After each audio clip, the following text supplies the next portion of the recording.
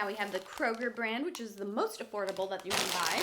Interesting, it smells like vinegar when I opened it. Not a ton of seasoning on it, but let's see what it tastes like. It doesn't say that there's vinegar in it, but it's definitely very, very tangy, like it has vinegar on it. It's also really sweet. It doesn't have like a ton of sugar in it, but for some reason there's like a really sweet flavor in there. You know, they're not that thick type of potato chip, but I think the ratio of the flavoring on it is really good.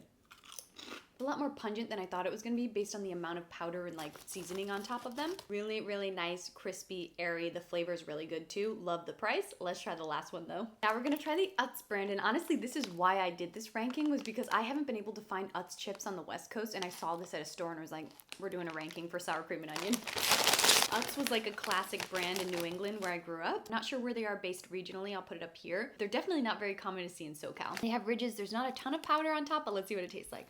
I will say, I don't know if it's nostalgia or something, but the potato flavor in this is amazing. Like, this really does remind me of my childhood. The actual chip just tastes so different than all the other ones, which is crazy because it's just potatoes. I will say there's not a ton of sour cream and onion flavor on here as much as I would like. Yeah, it's not really that salty, not really that pungent at all, which is kind of a bummer. I'm hoping that every single one I pull out will just be a little bit more than the last one, but it's really not.